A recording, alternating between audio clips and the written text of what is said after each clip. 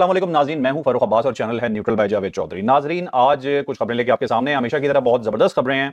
सबसे पहली खबर जो आपको ये बताएंगे वो सबसे पहली से मुराद है, जो बड़ी खबर आपको बताएंगे वो है जी कि शहबाज शरीफ हो सकता है तब्दील हो जाएंगे। बार बार कौन कह रहा है, क्या ये वाकई हो सकता है? फिर लेकिन क्या ऐसे लोग रहे हैं कि सीरियस लेना पड़ रहा है? ये आप जानिएगा क्या स्टोरी है। फिर आपको ये बताएंगे जी कि सोहेल अफरीदी साहब जो सुबह सिंध गए हैं, वहां उनके साथ क्या हुआ है वो भी जानिएगा। लेकिन उसके अंदर एक बहुत बड़ी स्टोरी आ गई है कि सुबह सिंध गए क्यों हैं, पीछे कुछ बहुत बड़ा हो रहा था, उससे नजरें उन्होंने क्यों हटा ली, इमरान खान के हुक्म मानने से उन्होंने क्यों इनकार कर दिया। ये एक बहुत बड़ी स्टोरी है, ये जानिएगा। और उनके बाकी जो लीडरान हैं उनके बहुत बड़े बयान आए हैं। एक लीडर, सबसे बड़े लीडर इनफैक्ट, जिन्हें पार्टी ही पकड़ा दी है इमरान खान साहब ने, वो कहते हैं कि पीटीआई निकम्मी पार्टी है। ये क्या दास्तान है, ये भी जानिएगा। फिर आपको ये बताएंगे जी कि खाना काबा में एक मौजज़ा सामने आया है, ये आपको डिटेल से बताएंगे खबर के ये क्या है। और आप हमसे ये भी जानेंगे कि एक बहुत बड़ा कदम पाकिस्तान में उठा लिया गया है। अब डॉक्टर्स के साथ, नर्सों के साथ, वार्ड बॉयज के साथ कुछ ऐसा होने जा रहा है जो उन्होंने इससे पहले कभी नहीं सोचा था, और शायद वो चाहते भी नहीं होंगे कितनी सख्ती उन पे हो, लेकिन वो हो गई। फिर आपको ये बताएंगे कि अफगानिस्तान ने अपनी पूरी अगली नस्ल को पाकिस्तान का दुश्मन बनाने का फैसला कर लिया। ये हम क्यों कह रहे हैं, ये सबूतों के साथ आपको बताएंगे, ये डिटेल जानिएगा। तो सबसे पहले अपनी पहली खबर की तरफ जाते हैं, लेकिन उससे पहले एक रिमाइंडर आपको देता जाऊं। और रिमाइंडर यह है कि आपने अगर जावेद चौधरी साहब के कॉलम पढ़ने हैं तो javedcs.com पे जाके पढ़ सकते हैं। चैनल को सब्सक्राइब करना आपने बिल्कुल नहीं भूलना। चौधरी साहब हमसे गपशप तो करते नहीं है, इसलिए हम आएंगे सीधा अपनी स्टोरियों पे।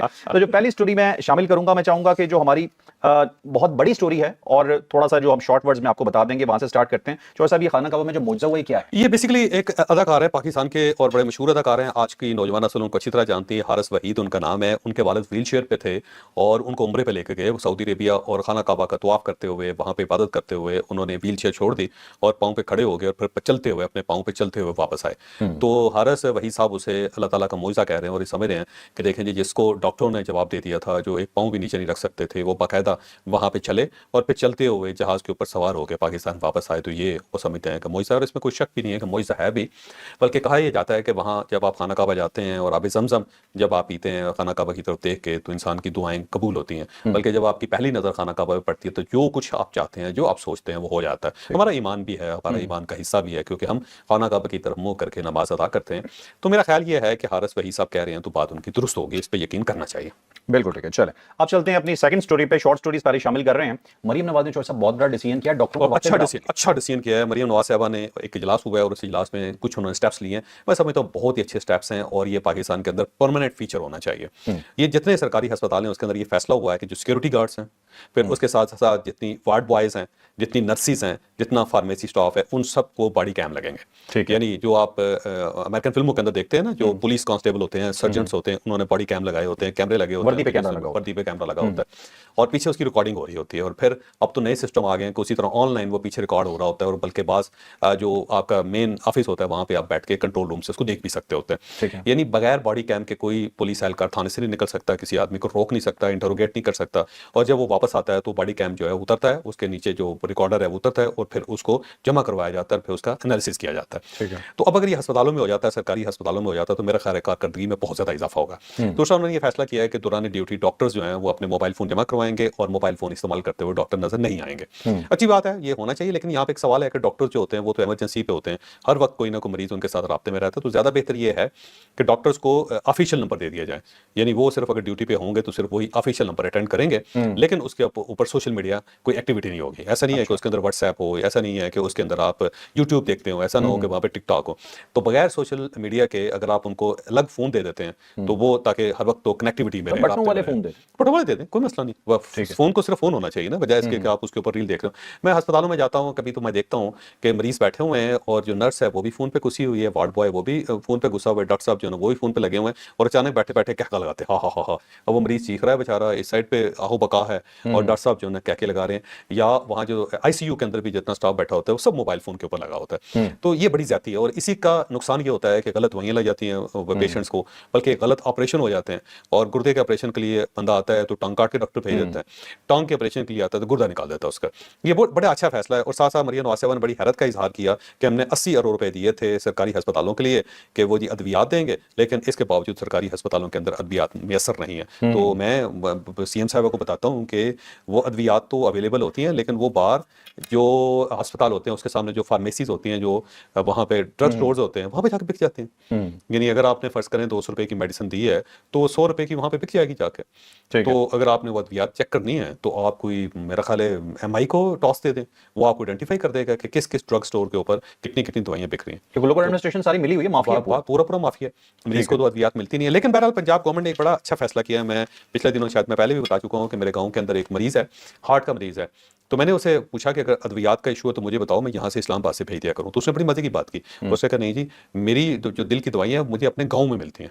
मैंने कहा गाँव में मिलती हैं क्या मतलब? कहते गवर्नमेंट के बंदे गाँव में आके हमें दवाई सप्लाई करते हैं, वो देते हैं अच्छा। फ्री दवाई, गाँव में आके वहां पे उनको डिलीवर करते थे। मैं बड़ा हैरान हुआ, मेरे लिए नई बात थी वैसे ऑनेस्टली। अच्छा। तो पता चला कि वो जी जितने परमानेंट मरीज हैं ना, जिनकी परमानेंट दवाइयां खानी पड़ती हैं, उनको Punjab government at the door step medicine फराहम करती है। ये तो बहुत जबरदस्त बात। बड़ी बात है, मैं वाकई हैरान हुआ बहुत ज्यादा। तो ये अच्छी बात है अगर ये सिस्टम को बेहतर बनाया जा रहा है। साथ साथ उन्होंने कहा जी कि डॉक्टरों की जो तनख्वाहें हैं उनके अंदर इजाफा होगा परफॉर्मेंस बेस, तो बड़ी अच्छी बात है यार। ये अगर स्टेप सिर्फ ये भी ले लिया जाए ना तो मेरा ख्याल है पाकिस्तान के अंदर बड़ी तब्दीली आ सकती है। अब इसको आगे बढ़ाया जा सकता है, मतलब जो टीचर्स हैं उनके भी बॉडी कैंप्स लगा दें ताकि कम से कम वो भी आके, या फिर ऐसी एप्स बनाई जाए ताकि वो पता चले कि वो पढ़ा भी रहे हैं या नहीं, ताकि गोस्ट स्कूल कम से कम खत्म हो सके, गोस्ट टीचर्स खत्म हो सके पाकिस्तान में। बिल्कुल ठीक है जी, बहुत जबरदस्त बात है जी। हमने यकीनन जो अच्छी चीज होगी उसकी तारीफ हम जरूर करेंगे। अब आते हैं जी अपनी अगली स्टोरी पे। अफगानिस्तान अपनी अगली नस्ल को तब्दील कर रहा है दुश्मनों में पाकिस्तान के लिए। कौन करवा रहा है? यकीनन इसके पीछे एक ही मुल्क हो सकता है। अब ये डिटेल से स्टोरी जानते हैं, ये हुआ क्या। होस्ट सूबे के अंदर एक स्कूल है, अजहर नाम है स्कूल का, जामियातुल अजहर नहीं होता जैसे, ये उस तरह है। और वहाँ पे एक फंक्शन हो रहा था और उस फंक्शन की जो फुटेज है वो रिलीज हुई और वो हम तक पहुंचे। वहाँ पे पाकिस्तान का नक्शा दिखाया गया और उस नक्शे के ऊपर पाकिस्तान का बहुत बड़ा इलाका जिसके अंदर खैबर पख्तूनख्वा शामिल है और साथ बलोचिस्तान का बहुत बड़ा इलाका शामिल है, उसे ये दिखाया गया कि ये अफगानिस्तान का इलाका है और पाकिस्तान ने इसके ऊपर कब्जा किया हुआ है। तो बच्चों को नक्शों के जरिए ये बताया जा रहा है कि हमारा बहुत सारा इलाका पाकिस्तान के कब्जे में और हमने उसे वापस लेना है। और साथ ही वो अफगानिस्तान का जो नक्शा उसको फैला देते हैं, फैला के वो पाकिस्तान के बहुत सारे इलाके जो हैं उसको उसका हिस्सा साबित करते हैं। और फिर जब हमने तहकीक की तो पता चला कि ये सिर्फ होस्ट के एक स्कूल तक महदूद नहीं है, बल्कि वो हर जगह जहाँ पे भी स्कूल हैं, कॉलेजेस हैं, वहाँ पे बच्चों को यही बताया जाता है। और उन्होंने जहाँ पे नक्शे दिखाने होते हैं अफगानिस्तान के, वहाँ पे वो पाकिस्तान का बहुत सारा इलाका उसको अफगानिस्तान के अंदर शामिल कर देते हैं, ग्रेटर अफगानिस्तान जिसको कहते हैं। अब वो उनका क्लेम ये है कि ये सारे इलाके पाकिस्तान के नहीं है, ये बेसिकली अफगानिस्तान के और हमारे इस इलाकों के ऊपर पाकिस्तान ने कब्जा किया हुआ है। ठीक है। वो किसी न किसी तरीके से साबित करने की कोशिश की। तो कहते देखें जी उनकी जुबान हमारी जुबान है, तो वो वही नस्ल हमारी है, वही नस्ल उनकी है, तो ये पाकिस्तान का हिस्सा कैसे हो गया। इस हम पंजाब के बारे में क्लेम कर सकते हैं, सिंध के बारे में क्लेम कर सकते हैं, हम ईरान के अंदर बलोचिस्तान का सीस्तान का इलाका है वहाँ पे क्लेम कर सकते हैं। तो एक जुबान होना तो काफी नहीं है। चाइनीज जुबान वाले बोलने वाले कितने ज्यादा टाइम है मुल्क हैं, तो सबके ऊपर चाइना का कब्जा हो जाना चाहिए। लैटिन अमेरिका के अंदर यहाँ पे अंग्रेजी बोली जाती है, कनाडा के ऊपर, तो कनाडा जो है हो गया वो अमेरिका का हिस्सा हो गया। तो ये अजीब सी बात है। लेकिन बहरहाल अब इसके पीछे थोड़ी सी एक साजिश है प्रॉपर, ये इंडिया फंड कर रहा है इसको और इंडिया प्रॉपर जो है ना इन्वेस्ट कर रहा है कि नई नस्ल जो अफगानिस्तान की है वो भी पाकिस्तान की दुश्मन हो।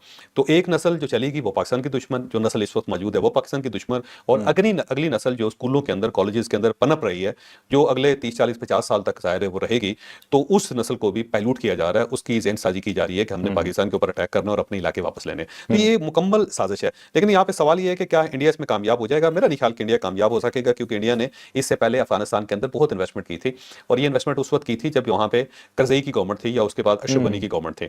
वो गवर्नमेंट गई और उसके बाद पूरा इंडिया पैक हो गया, उसके सारे कॉन्सुलेट भी बंद हो गए और स्टाफ जो था उसको अपनी जान बचाने के लिए पाकिस्तान की मदद लेनी पड़ी। पाकिस्तान ने उनकी मदद की तो वो वहां से भाग के इंडिया वापस पहुंच सके। सेम इसी तरह बांग्लादेश के अंदर कितनी ज्यादा इन्वेस्टमेंट की, 50 साल इंडिया वहां पे लगा रहा, लेकिन जब वॉश आउट हुआ तो अब आपके सामने अब बांग्लादेश ने इंडिया को वीजा देना से इनकार कर दिया है, वीजा सर्विसेज उन्होंने मुअत्तल कर दिया सारी। ठीक है।